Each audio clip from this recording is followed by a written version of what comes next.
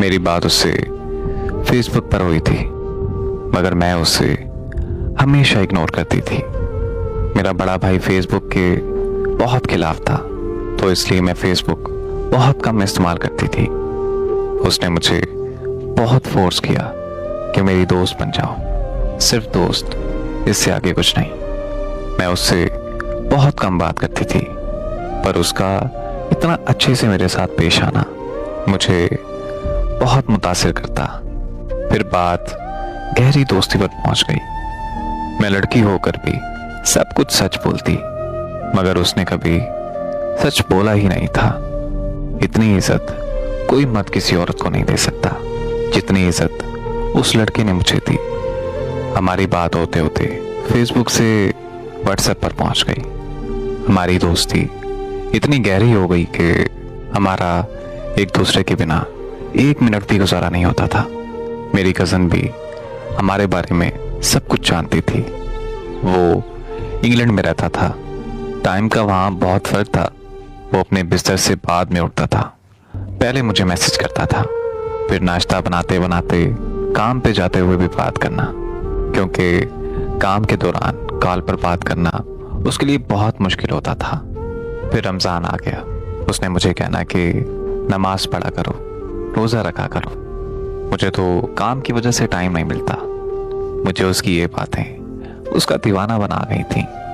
जब जुम्मे का दिन आता तो उसने मुझे कहना कि चलो शाबाश उठो, जल्दी से जुम्मे की नमाज पढ़ के मुझे मैसेज करो। उसे मेरी आंखें बहुत पसंद थीं। वो हमेशा मेरी आंखों की तारीफ करता रहता था। माह रमज़ान गुजरा तो ईद आई, और ईद के रोज़ उसने मुझे थोड़ी सी लेट कॉल की। कहता कि नमाज पढ़ी, फिर दोस्त नाराज थे तो उनके पास चला गया। पहले तो मैं बहुत नाराज़ हुई उससे, लेकिन फिर ईद का दिन था तो इस वजह से मैं जल्दी मान गई। मेरा और उसका साथ बहुत अच्छा गुजर रहा था। मैं जब भी नाराज़ हुआ करती थी तो अपना नेट ऑफ कर दिया करती थी। अक्सर वो मुझे कहता था कि तुम नाराज़ हो जाती हो, अगर मैं मर गया तो तुम्हें कैसे पता चलेगा। तो मैं उसे कहती थी कि कोई किसी के लिए नहीं मरता। फिर उस सब के बाद मैंने उसे कहा कि छोड़ दो मुझे बेनाम रिश्ते नहीं पसंद। फिर उसने कहा कि मुझे मोहब्बत है तुमसे। फिर वो साथ ही मुझे कहने लगा कि तुम लोग आउट ऑफ कॉस्ट शादी करते हो। मैंने उसे जवाब दिया कि हाँ, हम करते हैं। फिर वो चंद दिन में बदलने लगा। टाइम देना उसने कम कर दिया, और मैं कहती कि मैं तब तक तुम्हारे साथ हूँ जब तक तुम्हें मेरी ज़रूरत है। वो कहता है कि प्यार में ज़रूरत नहीं बल्कि साथ की ज़रूरत होती है। मुझे फिर उसके लफ्ज़ों से इश्क हो जाता था।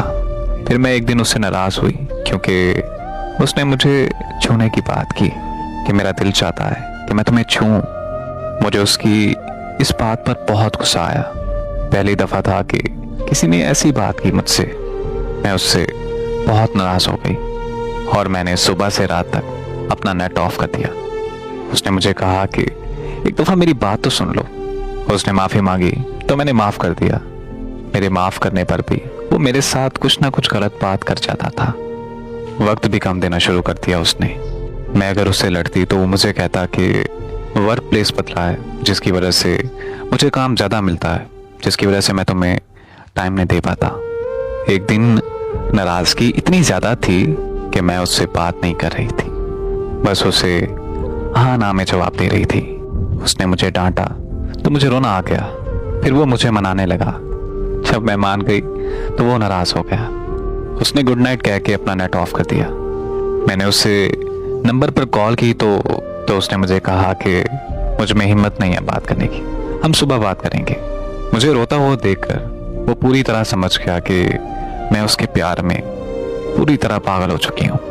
फिर उसने मुझे कहा कि मैंने घर बात की है, पर मेरे अब्बू मेरी कज़न का प्रपोजल एक्सेप्ट कर चुके हैं। मेरे रोने के बावजूद भी वो मुझे छोड़ गया और कहने लगा कि मैं सब कुछ छोड़ सकती हूँ, तो बताओ।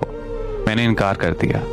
फिर 4 दिन बाद मैंने उसे जवाब दिया कि हाँ, छोड़ दूंगी। उसने उसी वक्त घर से निकलने का कहा और उसने मेरे से एक सवाल किया कि हम घर वालों को दुख देकर खुश रह सकते हैं।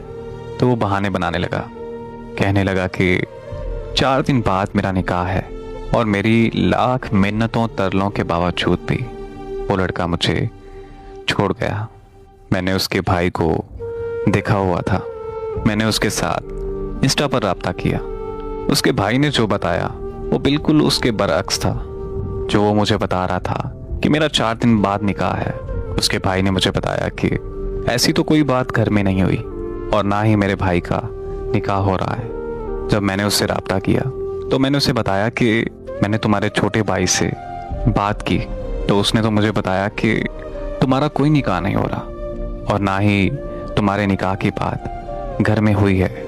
जब मैंने उसे ये सब बताया तो वो साफ मुकर गया और उसने मुझे बुरा भला कहा, मुझे गालियां दी और ये सब करने के बाद उसने मुझे ब्लॉक कर दिया। उसकी आईडी भी मेरे पास लॉगिन थी, हत्ता कि उसने वॉइस मैसेज पर भी बात की थी। फिर भी मैंने उसे कहा कि मैं तुम्हें माफ़ करने को तैयार हूँ, मगर वो नहीं माना।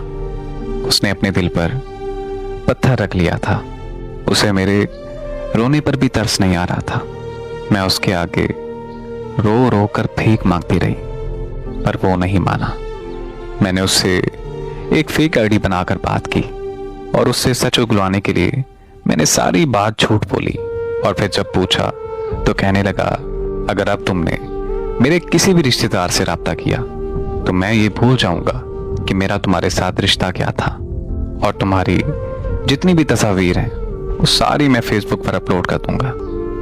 उसने गुस्से से बोला, क्यों मेरे रिश्तेदारों के सामने, मेरे जानने वालों के सामने मेरी सारी इज्जत खराब कर रही हो। हालांकि उसका वादा ये था, इस जहान तो क्या मैं अगले जहान भी हमेशा तुम्हारा रहूंगा। मगर उसे मेरी हालत पर बिल्कुल तरस नहीं आया। उसने दूसरी बार मुझे गालियां दी, मुझे बुरा भला कहा, मुझे बद किरदार कहा और ये सब कहने के बाद मुझे हर जगह से ब्लॉक कर दिया और यूं ही मुझे लावारिसों की तरह मरने के लिए छोड़ दिया। आज मैं 22 साल की उम्र में एक ब्लड प्रेशर की मरीज़ा बन चुकी हूँ। अचानक से बेहोश हो जाती हूँ। उसे मेरी हालत का पता भी है कि मैं आज किस तकलीफ से गुजर रही हूँ, मगर फिर भी उसने आज तक मुझे मुड़कर नहीं पूछा और आज वो किसी और के साथ राब्ते में है। मैंने उसके दूसरे नंबर पर मैसेज किया तो उसने मुझे पहचानने से साफ इनकार कर दिया और तो और उसने अपने गांव का भी नाम सही नहीं बताया था। आज मैं जिस तकलीफ से गुजर रही हूँ ये मैं जानती हूँ या मेरा रब जानता है। बस अब मैं इंतज़ार में हूँ कि मेरे अल्लाह ने मकाफ़ात अमल भी ऐसे ही लोगों के लिए बनाया है।